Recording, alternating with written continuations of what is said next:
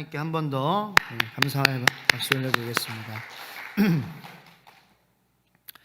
그 수요일마다는 저희가 이제 누가복음을 이렇게 하고 있고, 금요일 저녁 기도회에는 에베소서를 우리가 지금 보고 있고, 또 매일 새벽 기도회를 통해서는 잠언 말씀, 주일과 새벽 기도를 통해서는 지금 생명의 삶 잠언 말씀을 보고 있고, 그러니까 이제 저는 정신이 없어요. 여기 갔다 저기 갔다가 막 예수님 누가복음 갔다가 막 에베소서 갔다가, 하지만 이 주중에 그 여러 가지 예배들을 통해서 여러 가지 말씀을 볼 수 있다는 게 한편으로는 제 마음에 너무 감사한 거예요. 그래서 근데 이게 참 신기하게도 잠언 말씀을 봐도 예수님이 보이고, 누가복음 말씀을 봐도 예수님이 보이고, 에베소서 말씀을 봐도 예수님이 보이고, 우리 성도님을 봐도 또 서로를 봐도 예수님이 보이고, 할렐루야. 그러니까 말씀을 보니까 너무 여러 가지 말씀을 골고루 보니까 너무 좋은 것 같아요. 그래서 참 이렇게 말씀이 너무나도 귀하고 소중하고, 서로를 이렇게 보는, 이렇게 영적인 눈을, 마음의 눈을 뜨게 해주시니까 육적인 눈도 이렇게 주님께서 붙잡아 주시고 복을 주시는구나, 은혜를 주시는구나 하는 그런 생각을 해봤습니다. 자, 엘리사벳이 57절 말씀 다 같이 한번 읽어보겠습니다. 시작. 엘리사벳이 해산할 기한이 차서 아들을 낳으니, 58절, 이웃과 친족이 주께서 그를 크게 긍휼히 여기심을 듣고 함께 즐거워하더라. 드디어 이제 엘리사벳이 해산했습니다. 엘리사벳은 굉장히 노년에 임신을 했다 그랬죠. 거의 할머니 수준인데, 아이고 내가 임신을 했어 이렇게 하는데 응애 아기가 태어났다라는 거예요. 얼마나 기뻤겠어요. 더구나 이렇게 노년에 바라던 자녀를 임신해서 해산한 것도 기쁜데, 하나님께서 크게 긍휼히 여기신 거잖아요. 그러니까 얼마나 기뻤겠어요. 그래서 지금 이제 해산한 그 순간 모든 친족들이 다 지금 모인 그러한 상황이라는 거예요. 자, 그런 지금 친족과 이웃과 많은 사람들이 모여서 함께 즐거워하는 그 순간, 그 오늘 본문 말씀의 배경이다라는 것입니다. 59절 한번 읽어보겠습니다. 59절과 60절 말씀 시작. 8일이 되매 아이를 할례하러 와서 그 아버지의 이름을 따라 사가랴라 하고자 하더니, 그 어머니가 대답하여 이르되 아니라 요한이라 할 것이라 하매. 자, 그 아이의 이름을 아버지의 이름이나 뭐 할아버지의 이름이나 이렇게 받아가지고 하는 경우가 있습니다. 아직도 그 우리나라 풍습에서는 조금 이해가 안 될 수도 있는 것 같은데, 아직도 미국에는 또 이렇게 아버지, 할아버지의 이름을 받아서 주니어라고 해가지고 이름을 붙이는 경우가 있어요. 그래서 예를 들어서 제 도윤이를 하상길 주니어라고 하는 것과 비슷한 거죠. 그렇게 하는 경우가 많이 있습니다. 근데 이 유대 문화, 특별히 사가랴의 집안에서는 그런 풍습이 있었던 것 같아요. 그래서 아버지의 이름을 따라 사가랴 주니어라고 하려고 했는데, 엘리사벳이 사가랴라는 이름 대신에 요한이라는 이름, 그러니까 하나님의 은혜를 입은 자라는 뜻을 가진 이 요한이라는 이름을 주어야 됩니다, 이렇게 얘기를 하는 거예요. 너무나도 확실하게 얘기를 하는 거죠. 이 아이의 이름은 요한이라고 하면 어떨까요가 아니라, 엘리사벳은 이 아이의 이름은 요한입니다. 그 어머니가 대답하여 이르되 아니라 요한이라 할 것이라 하매. 그러니까 기쁜 상황이고 즐거운 상황인데, 그 상황 속에서 친족과 이웃들의 반응이 어땠을까요? 조금 이렇게 갑분싸? 갑분싸 아세요? 뭐 아시면서 다 모르는 척 하세요, 다. 갑자기 분위기가 싸해지는 거잖아요. 갑분싸 좀 되지 않았을까? 라는 상상을 해봤어요.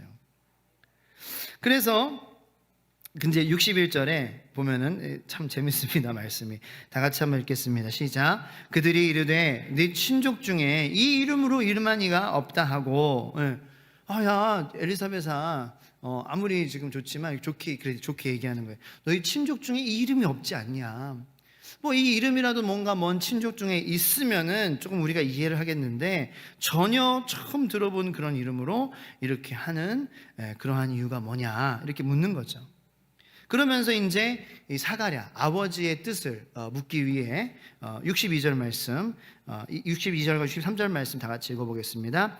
그의 아버지께 멈칫하여 무엇으로 이름을 지으려 하는가 물으니 그가 서판을 달라 하여 그 이름을 요한이라 쓰매 다 놀랍게 여기더라. 네. 저는 여기서요 혼자 말씀 읽으면서 박장대소했어요. 왜일까요? 천사가 사가랴가 이제 의심했잖아요. 그 노년에 그 세례 요한을 너희 가정에게 주겠다라고 했을 때 아니 어떻게 그런 일이 있을 수 있습니까? 이렇게 의심했잖아요. 그래서 천사가 말을 못하게 했어요. 말을 못하게 한 것이지 듣지 못하게 한 것은 아니에요. 네. 사가랴의 귀는 지금 잘 들려요. 잘 들리는데 보세요. 62절에 주변 사람들은 그의 아버지께 몸짓했대요. 그 사가랴는 들을 수 있어요. 사가랴는 속으로 얘네들 웃기네. 10개월 동안 아마 말 못하고 있을 때에 모르겠어요. 사가랴가 일부러 다 들으면서 일부러 못 듣는 척 했는지. 왜냐면 보통 사람은 말을 못하면은 못 듣는다라고 그런, 근데 그렇게 장애가 말을 못하면 듣지 못하면 말을 못하고 이게 연결이 되어 있다고 생각을 하는 거죠. 근데 사가랴는 후천적인 어떤 그런 장애를 갖게 된 케이스잖아요. 다 들리는 거예요. 그러면서 저는 그런 상상도 했어요. 막 주변 사람들이 야 사가랴 말 못하고 안 들리는 거 하면서 사가랴에 막 이렇게 뒷북을 막 치는 거죠. 그러면 사가랴가 일부러 안 듣는 척하면서 다 듣고 있어. 너희들 내가 말하게 되면 어떻게 하는지 봐봐 하면서 아마 못 듣는 척 하진 않았을지 그런 좀 상상을 해봤어요. 웃기잖아요. 사가랴는 들리는데 말로 설명을 해도 돼. 그런데 몸짓으로 뭔가 이렇게 게임하는 것처럼 알아맞추는 그런 하는 거를 그렇게 물었다라는 거예요. 그래서 사가랴가 또 못 듣는 척하고 그랬는지 모르지만 서판 달라고 그런 거예요. 그래서 그 이름에다가 거기다 뭐라고 썼어요? 요한 하나님의 은혜 입은 자라고 쓴 거죠. 그랬더니 다 놀랍게 여겼다. 그렇게 본문이 기록이 되어 있어요. 자, 그때의 64절 말씀 어떠한 일이 벌어집니까? 요한이라고 썼을 때에 64절 시작. 이에 그 입이 곧 열리고 혀가 풀리며 말을 하여 하나님을 찬송하니. 아멘. 저 굉장히 중요한 오늘 말씀의 좀 키 포인트가 바로 그 중에 하나가 여기라고 생각을 합니다. 18절에서 20절, 그러니까 누가복음 1장의 18절에서 20절, 아까 말씀드린 사가랴가 말을 못하게 된 계기는 천사의 말을, 하나님의 말씀을 의심했기 때문에입니다. 우리 같이 한번 그 누가복음 1장 좀만 더 앞으로 가셔서요 18절부터 20절까지 말씀을 다 같이 한번 읽어보도록 하겠습니다. 준비 시작. 사가랴가 천사에게 이르되 내가 이것을 어떻게 알리요? 내가 늙고 아내도 나이가 많으니이다. 천사가 대답하여 이르되 나는 하나님 앞에 서 있는 가브리엘이라.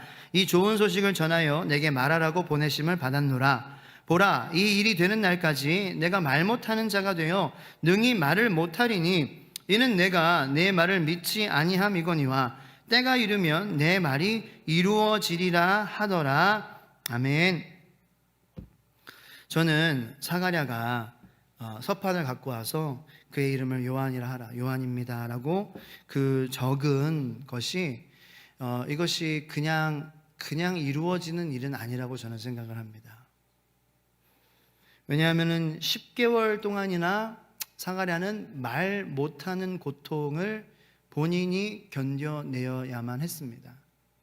10개월 동안 하나님께서 사가랴의 입을 막으셨습니다. 그럼에도 불구하고 사가랴는 서판에 하나님의 천사의 말씀대로 요한이라고 적었습니다. 이건 당연한 건 아니에요. 당연한 게 아니에요. 자, 그보다도 먼저 어떤 일이 있었나요? 사가랴는 하나님의 말씀을 의심했습니다. 보통 저는 이것부터 먼저 좀 짚고 넘어갔으면 좋겠어요. 의심했습니다. 저는 의심하는 것이 좋은 기회라고 생각합니다. 좋은 기회. 왜냐하면 내가 의심하면은요 하나님은 내가 믿을 수 있도록 도와주시는 분이심을 나에게 나타내 주시기 때문입니다. 하나님은 어떠한 분이실까요? 내가 의심하면은 너는 그거밖에 안 되는구나 라고 우리를 치시는 분이 아니시다라는 거죠. 세상은 그렇습니다. 세상의 사람들은 그래요. 학교도 그렇고 직장도 그렇고 너 의심해? 너 의심하면 너 필요 없어. 뭐 의심하는 너 괜히 내가 붙들고 있겠어. 그렇게 우리를 내칩니다. 그런데 하나님은 그러시지 않으시다라는 거예요. 어떻게 보면은 믿음을 좀 실패했다고 할 수 있을까요? 의심이라는 것은 믿지 못하는 거고 순종하지 못하는 거니까. 하나님은 실패한 사람들에게 어떻게 하시나요? 다윗이 실패했을 때 하나님께서는 나단 선지자를 통해서 말씀해 주셨죠. 그렇죠? 깨우치기를.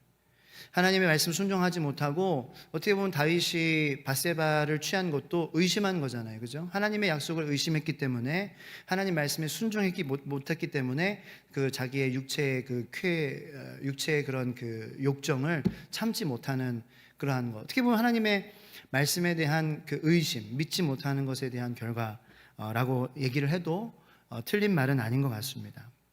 하지만 하나님께서는 그 의심했던 다윗을, 실패했던 다윗을 포기하지 않으시고 그 기회를 통하여서 다윗이 통회하며 참회하는 회개하는 마음으로 다시 한번 성령 충만함으로 덧입혀 주시기를 하나님께서는 계획하시고 그러한 기회와 배경과 모든 것들을 다 깔아서 사람들을 보내주시고 나단을 보내주시고 말씀해 주시고 그리고 다윗이 돌아왔을 때에 자신이 의심했음을, 자신의 믿음이 부족했음을, 순종하지 않았음을 고백했을 때 하나님께서는 성령 충만함으로 다윗에게 다시 한번 뜨거운 큰 은혜를 부어주셨다는 것입니다. 할렐루야. 의심 많은 도마를 하나님께서는, 예수님께서는 내치시지 않으셨어요. 도마가 의심 많을 때 오히려 자신의 못 박힌 손과 발을 보여주시면서 옆구리에 손을 넣어봐라 말씀하셨어요. 그게 예수님이세요. 그게 의심이 기회가 되는 순간이라는 거예요. 우리의 실패가 기회가 되는 순간이었다는 거죠. 그래서 의심한다라는 것은 나쁜 것이 아니에요. 여러분 뭐 자녀들이나 아니면 여러분들이나 여러분들의 배우자가 하나님에 대해서 뭐 존재에 대해서 의심을 한다. 뭐 예수님의 존재에 대해서 의심을 한다. 하나님의 약속에 대해서 의심을 한다. 그럴 때에 여러분 너무 막 비난하거나 어떻게 그럴 수 있어 손가락질 하지 않게 되기를 우리가 예수님의 이름으로 축원합니다. 오히려 우리가 그 상황 속에서 나도 그런 의심 많은 사람이었지만 하나님께서 주변 믿음의 형제들 자매들을 통하여서 나에게 계속해서 말씀해 주시고 또 그러한 의심하는 상황을 통하여서 내 믿음이 더욱더 견고하게 해주시는 것이 하나님의 마음이었다라는 것을 내가 경험했다라는 것을 우리가 잊지 말고 그 사람을 위해서 우리가 계속해서 기도해주고 기다려주고 그리고 사랑으로 덮어주는 그러한 저와 여러분들이 되기를 예수님의 이름으로 축원합니다. 의심 많은 순간, 의심이 찾아온 순간 하나님께서는 사가랴에게 말하지 못하게 하심으로 무엇을 말씀하고자 하셨을까요?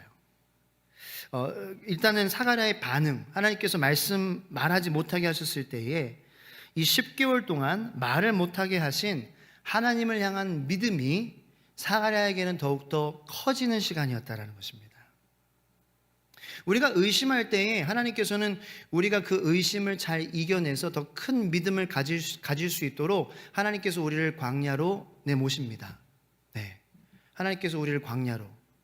그러니까 이 10개월 동안 사가랴가 말 못하는 이 10개월은 굉장히 사가랴가 자신에게 대해서 약한 그런 마음을 가질 수 있는 10개월이라고 생각했을 거예요. 굉장히 자신이 약해지는 순간이라는 거죠. 그죠? 말을 정말 10시간만 못하더라도 답답하잖아요. 그리고 누군가에게 의존해야 되잖아요. 그죠? 그리고 뭔가 도구를 의존해야 되고 그래서 그런 상황이 10개월 동안이나 벌어졌다라는 것은 굉장히 자신이 약함을 하나님께서 부각시키는 하나님께서 사가랴에게 야 너는 이렇게 약한 존재야 라고 말씀하여 주시는 그러한 10개월이었지만 그 10개월 동안 사가랴는 나의 약함을 드러내시고 알게 해주시는 하나님을 향하여서 믿음이 더욱더 성장해 나갔다는 거예요. 저는 이것도 모든 광야로 하나님께서 내쫓는 사람들에게 일어나는 일이 아니라고 생각을 해요. 어떤 사람은 하나님께서 광야로 내쫓으실 때에 불평할 것입니다. 10개월 동안 계속해서 불만이 쌓이고 계속해서 하나님을 향한 불평과 불신과 불만과 쓴뿌리가 자리가 잡히는 거죠. 근데 우리가 이 10개월 동안 사가랴의 믿음이 점점 더 성장했다는 것을 어떻게 알 수 있어요? 서판을 가져와 봐라. 그의 이름은 뭐예요? 요한이다. 그러니까 물어보는 것도 아니에요. 요한이라고 하면 어떨까요? 이것도 아니에요. 친족과 이웃과 어떤 자신의 그러한 가족의 풍습과 대대로 내려오는 그러한 관습을 사가랴가 신경을 썼다라면은 요한이라고 이렇게 하라고 하나님께서 하셨는데 여러분들 생각은 어떠세요? 뭐 이렇게 말했을 텐데 지금 사가랴는 서판을 가져오자마자 거기에다가 뭐라고 써요? 이 아이의 이름은 요한이다 라고 마침표를 찍는 거예요.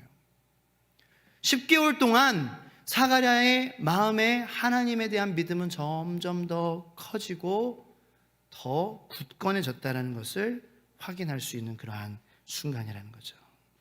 여러분들은 어떠십니까?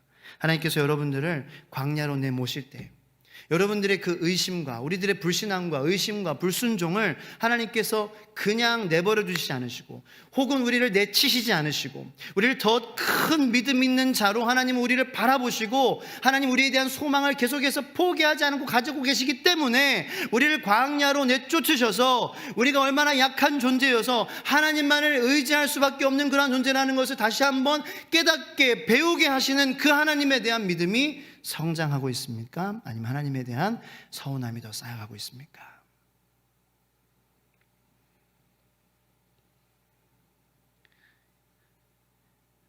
모든 사람의 반응이 사가랴와 같은 것은 아닙니다.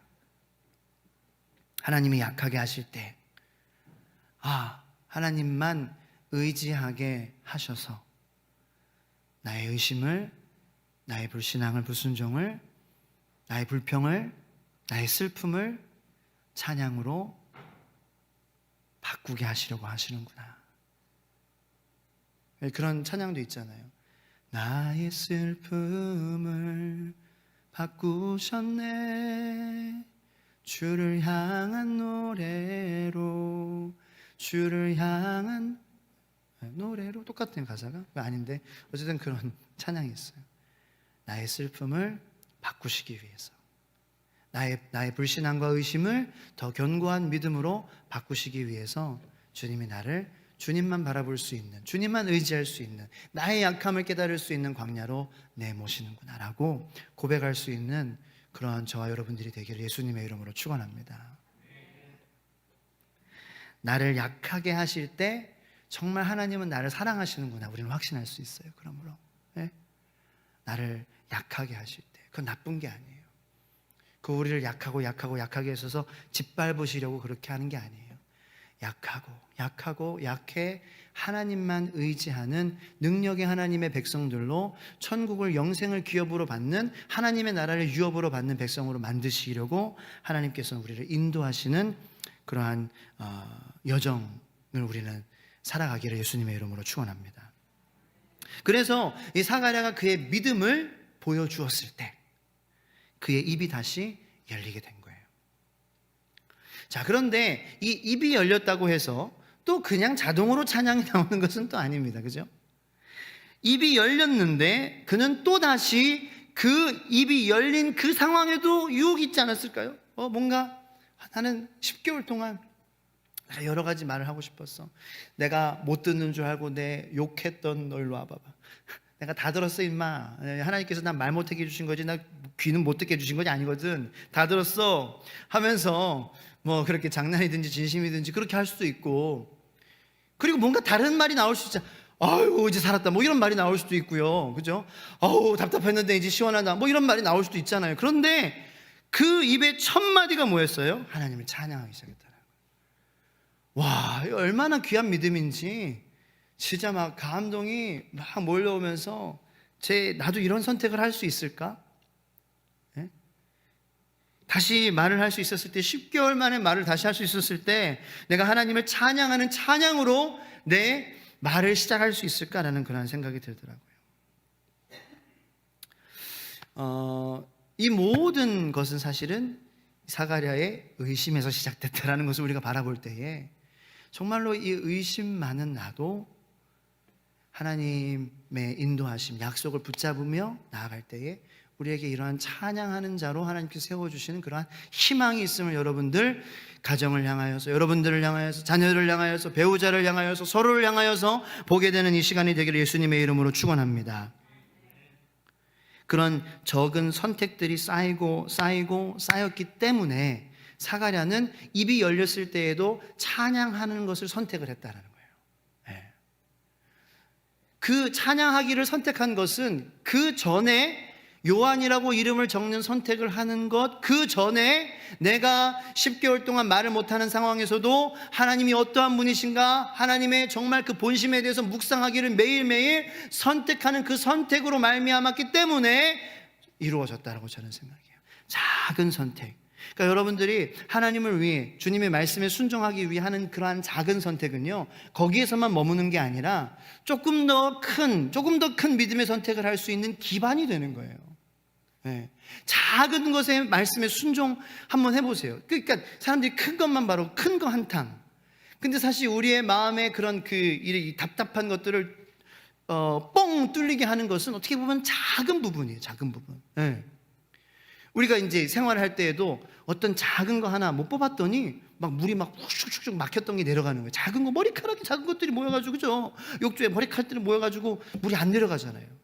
그 작은 것들이지만 그것이 쌓이면은 큰 것들을 방해하는 거예요. 그래서 이 작은 것들부터, 그래서 내가 샤워하면은 내 머리카락 치워야지. 이 작은 것들부터 순종하면은요, 아내가 기뻐하는 것처럼. 작은 것부터 뭔가 하면은요, 변화가 일어나는 거예요. 우리 인생사에도 작은 것을 할 때에 그것이 다른 사람에게 큰 영향을 줄 수도 있어요. 하물며 하나님의 말씀에 대해서 내가 작은 거라도 내 자신이 마음으로 순종하고, 그리고 그것이 점점 그래서 나를 향한, 다른 사람을 향한, 더 나를 힘들게 하는 사람들을 향한 그러한 순종으로 나아가게 되는 것이죠. 한 번에 이루어지지가 않는다는 거예요. 우리는 사가랴를 통해서 보게 됩니다. 자, 그래서 사가랴가 찬송을 해요. 그 내용을 이렇게 너무 좋아요, 내용이. 근데 76절부터 79절까지만 대표로 한번 다 같이 읽어보겠습니다. 이 아이여부터 시작. 이 아이여, 내가 지극히 높으신 이의 선지자라 일컬음을 받고 주 앞에 앞서가서 그 길을 준비하여 주의 백성에게 그 죄사함으로 말미암는 구원을 알게 하리니 이는 우리 하나님의 긍휼로 인함이라. 이로써 돋는 해가 위로부터 우리에게 임하여 어둠과 죽음의 그늘에 앉은 자에게 비치고 우리 발을 평강의 길로 인도하시리로다 하니라. 아멘. 이렇게 79절까지 사가랴의 찬송은 끝이 나요.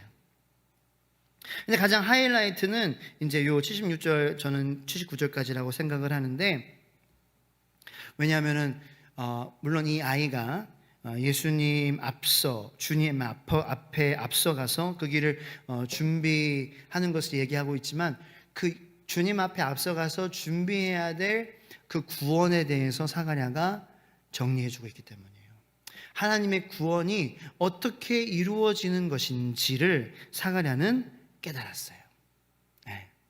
저는 그게 하이라이트. 사가랴가 구원이 뭔지 깨달았어요. 그러니까 정말 사가랴가 다시 한번 예수님을 진정으로 만난 거죠. 이제는 그 하나님을 알긴 알았지만, 하나님만 알아서 어떻게 보면 조금 반쪽의 그러한 신앙을 가지고 있는, 이제는 이 자신에게 지금 임하는 그러한 일들을 통하여서 예수 그리스도를 알게 된 거예요. 그래서 구원을 깨닫게 된 거예요. 그러니까 변하기 시작하는 거죠. 그 사람도 변하고 가정 내 분위기도 변하고. 그 정말 구원을, 우리가 정말 구원을 받았다면은 안 변할 수 없는 거예요, 이게. 자, 사가랴의 이 구원의 고백이거든요, 이 찬양은. 하나님은 우리를 이렇게 구원하시는 분이다. 그리고 세례 요한은 그런 구원하시는 하나님을 선포하고 미리 전하는 그러한 역할을 감당할 우리 아들이다. 이렇게 이제 하나님을 찬양하는 거죠. 오늘 본문 말씀은 세례 요한의 출생을 통해 하나님께서 엘리사벳을 마리아를 만지신 것처럼 이 일을 통해 사가랴를 만지신 하나님의 살아계심을 우리는 보게 되는 거예요. 그래서 저는 사가랴에 대해서 좀 묵상을 해봤을 때에 하나님은 이 제사장인 사가랴의 마음을 더 만지시기 원하셨어요. 제사장. 어쩌면 제사장으로 살면서 율법을 지켰을 거 아니에요, 그죠? 그래서 율법대로 하나님이 정한 때에 제사를 드리고 또 사람들을 위해서 또 이렇게 제사장의 직분을 감당을 하고 그렇게 이제 지냈을 거예요. 그러면서 사가랴의 마음 가운데에는 다른 그 시대의 다른 유대인들처럼, 율법을 따르는 그러한 유대인들처럼, 내가 율법대로 제사를 행하고 드리는 것으로 인하여서 구원이 있다고 아마 믿고 있었을 거예요. 근데 하나님은 그렇게 행위에 아니면 율법을 지키는 것에 구원이 있다라고 믿는 사람들을 이 구약 시대에도 다시 제대로 가르쳐 주기를 원하셨어요. 율법을 지키는 것에 구원이 있지 않다. 나를 경외하고 사랑하는 것에 구원이 있다라는 것을 가르쳐 주시기를 원하셨어요.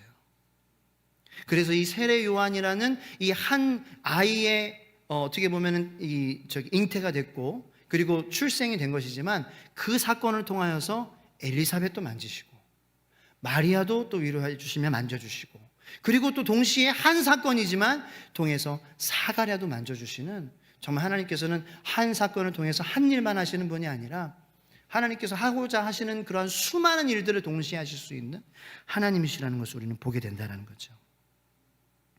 뭡니까? 사가랴야 78절 말씀, 돋는 해가 위로부터 우리에게 임하여. 여러분, 해가 뜨고 지는 것을 우리가 멈출 수 있는 것이 아니에요. 우리가 해가 뜨지 마시옵소서 한들 해가 안 뜨겠습니까? 하나님께서 하시고자 하시면은요, 이거는 사람이 멈출 수 있는 일이 아니다라는 거예요. 다시 말해서 사람에게서 나는 일이 아니다라는 것을 말해요. 해가 뜨고 지는 것은 하나님의 법칙이에요. 하나님이 정해놓으신 규칙이에요. 마찬가지로 구원도 하나님께서 약속하신, 말씀하신, 하나님께서 쓰신 거기 때문에 사람이 이래라 저래라 어떻게 관여할 수 없는 부분이다라는 것을 사가랴는 깨달았다는 것입니다. 내가 관여할 수 없어. 그러니까 내가 율법을 지킴으로 구원을 받을 수 있다 없다? 없다라는 걸 깨달은 거예요. 이거는 마치 해가 뜨는 것처럼 내가 잠자고 있든지 간에 해는 떠요. 내가 해를 기다리고 있든지 간에 해는 떠요. 그렇게 하나님의 구원은 하나님의 말씀의 약속대로 내 어떤 행위에 의해서, 내 의지에 의해서 이루어지는 것이 아니다라는 것을 깨달았어요. 이것이 구원의 시작입니다. 구원은 우리에게서 출발하는 게 아니에요. 여기 보면은 위로부터, 한번 따라해 보시기 바랍니다. 구원은 위로부터 시작한다. 네, 구원은 나에게서부터 시작한다. 이게 문제가 되는 거예요. 이게 서로 하나가 되지 못하게 하는, 이건 나에게서부터 시작된다. 땅에서부터 시작된다. Oh no no no no no. 하나님은 그게 아니야. 사가랴에게 그것을 가르쳐 주시고 싶었던 거예요. 구원은 위에서부터 임하는 거야, 사가랴야. 구원은 내가 작정하는 거야. 구원은 네가 하는 것과 상관없이 이루어지는 거야. 구원은 오직 나의 긍휼로 말미암아 이루어지는 거야. 그러면은 구원 받았다 그러고 마음대로 살면은 그건 괜찮아. 그건 아니에요. 진짜로 하늘에서 하나님의 긍휼로 나에게 구원이 임했다라고 하는 사람은 막 살지 않습니다. 정말 나는 아무것도 한 것이 없는데 하나님의 오직 긍휼로만 나를 구원해 주셨다 라는 진정한 죄사함의 구원을 받은 사람들은요, 쉽게 죄짓지 않습니다. 죄를 아예 안 짓는 건 아니겠죠. 우리들은 죄인이 부족하니까. 그런데 쉽게 죄짓지 않아요. 그리고 죄 지으면은요, 눈물로 회개할 수 있는 거예요. 눈물로 회개해야 하는 거예요. 왜냐면 내가 왜 죄졌겠어요? 뭔가 나에게서부터 나오는 거다라고 생각하는 그것에서부터 죄를 짓지 않았겠어요? 어떤 죄든지 간에 미워하는 거라든지 아니면은 말씀에 순종하지 않는, 그러니까 나에게로부터 뭔가 나온다라는 그것부터가 죄의 어떤 근본이라는 거예요. 모든 죄. 근데 하나님께서 사가랴에게 말씀해 주시고자 하셨던 것은 위로부터 임하는 거야. 너에게서부터, 너의 율법에 순종하고 네가 제사 드리고 그런 행에서부터 구원이 임하는 것이 아니라 구원은 전적으로 나에게서부터, 위에서 아래로. 그래서 그 구원의 절정이 바로 하나님이 인간이 되셔서 우리에게 갈보리 언덕 십자가에 임하여 주신 거예요.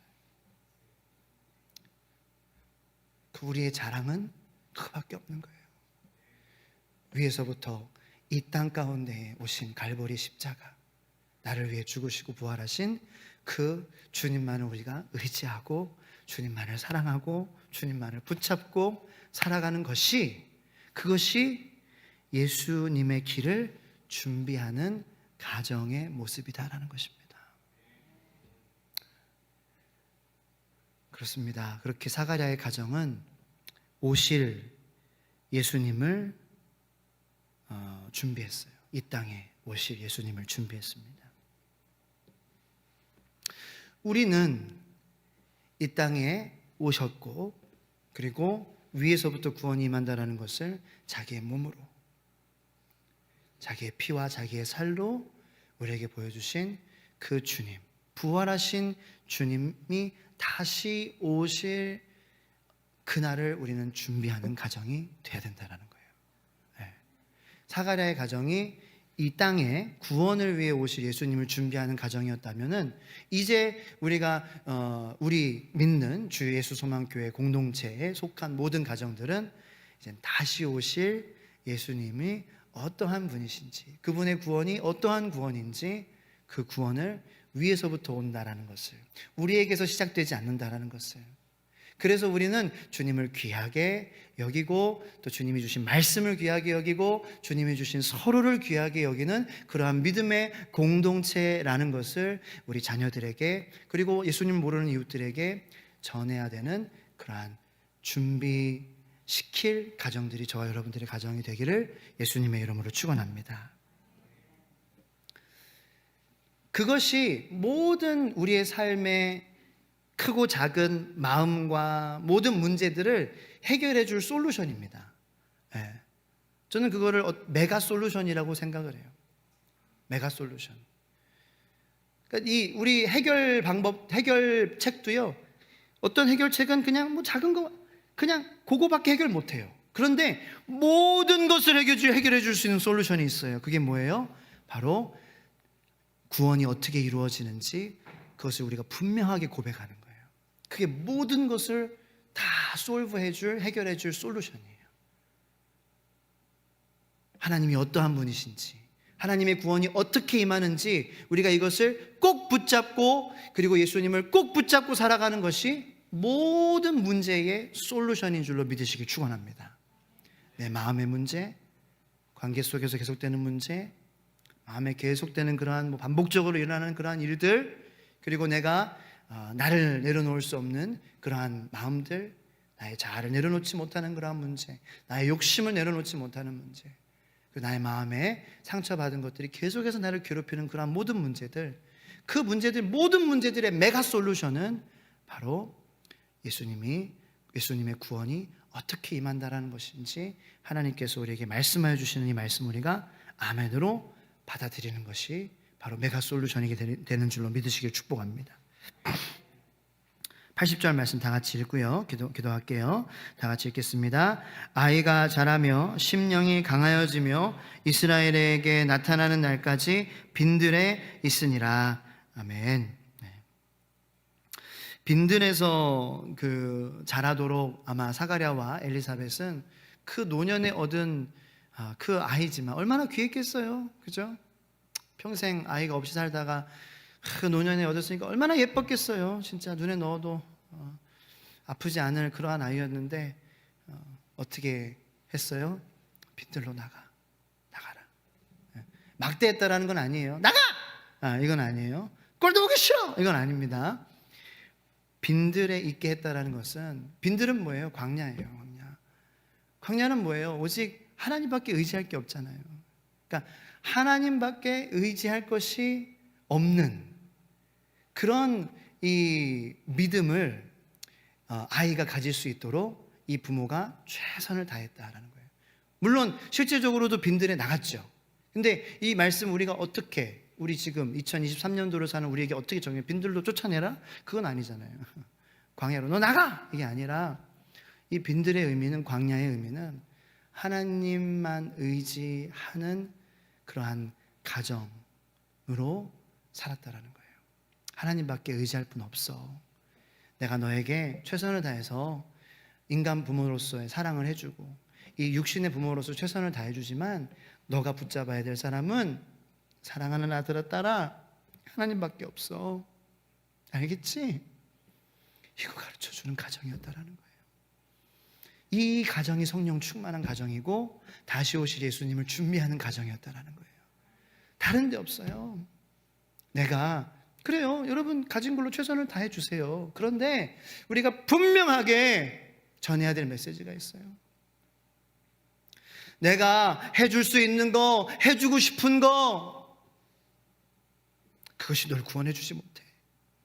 그리고 너가 널 스스로 구원할 수 없어. 네가 어떤 사람이 돼서 구원받는 게 아니야.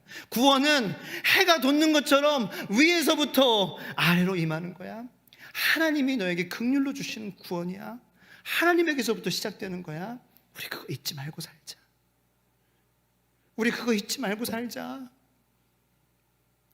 그런 가정은 어떨까요? 매일매일 어떻게, 어떤 모습으로 살까요? 어떻게 저녁을 먹을까요? 어떻게 놀러 갈까요? 어떻게 명절을 보내고 어떻게 휴가를 보낼까요? 이거는 뭐 앞에 있는 사람이 이렇게 하세요 저렇게 하세요 이게 믿음 있는 모습입니다 이렇게 해서 되는 게 아니에요. 내가 해줄 수 있는 거는 해줄 수 있는 거야. 그런데 너는 그거 의지하면 안 돼. 너는 오직 예수 그리스도만 의지해야 돼. 그분만이 널 구원하실 수 있어. 그분만이 우리의 가정의 부활의 소망이 되시고 우리가 영원히 하나님의 나라를 기업으로 받을 수 있는 그러한 이유 되시는 거야. 이 가정은 어떻게 살아갈까요? 어떻게 아침을 맞이할까요? 어떻게 출근할까요? 어떻게 학교갈까요? 저는 앞으로 이런 고민을 우리가 하는 가정이 되기를 축원합니다. 어떻게 잠에 들까요? 어떻게 잠자리를 준비할까요? 어떻게 하루를 시작하고 어떻게 하루를 맞이할까요? 제가 이렇게 하세요라서 되는 게 아니에요. 찬양을 틀어놓는다고 해서 은혜가 넘쳐나는 게 아닙니다. 설교 말씀을 틀어놓는다고 해서 성령이 임하는 것이 아닙니다. 그렇죠? 이 세상에서도, 화려한 세상에서도 빈들에 사는 가정, 빈들에 사는 가정이 은혜를 누리게 될 줄로 믿습니다. 정말 이 세상은요 별거 없어요. 우리 빈들에서 삽시다. 빈들에서 살다가 하나님만 의지하며 살다가 영원한 하나님의 나라 우리가 기업으로 받아야 되지 않겠어요? 빈들에 사는 가정 되기를 축복합니다. 이 세상에 있는 거 별거 아니라는 것을 우리가 고백하고 우리 자녀들에게, 자라나는 세대들에게 우리도 그렇게 삶으로 보여주게 되기를 예수님의 이름으로 축원합니다. 하나님께서 그러한 가정을 정말 보고 기뻐하실 거예요. 정말 큰 상급이, 말도 못할 상급이 기다리고 있을 거예요. 이 세상에 잠깐 눈에 보이는 그러한 부귀영화, 정말로 잽시가 안 되는 그러한 영원한 크고 빛나는 영광스러운 하나님의 상급이 반드시 여러분들에게, 그리고 이 세상을 빈들에서 살아가는 그 가정들에게 허락해 주실 줄로 믿습니다. 우리 시간 함께 같이 좀 기도하기 원합니다. 들은 말씀을 가지고 우리 불 좀 꺼주시고요. 주님, 이 볼 것 많다라고 생각이 되고 화려한 게 많다라고 생각되는 세상입니다. 우리의 마음은 어디에 가 있습니까? 주님, 사가랴의 가정은 빈들에 가 있었습니다. 빈들에 가서 정말 하나님만이 우리를 살리시고 의지하실 수 있는 그러한 분이라고 그들의 마음은 빈들에, 그들의 삶은 빈들에 있었습니다. 주님, 우리의 마음도 오직 하나님만을 의지하는 그 빈들, 그 광야에 하나님께서 우리를 불기둥으로, 구름기둥으로 인도하심을 주님 우리가 알게 하고 감사하게 하여 주시옵소서.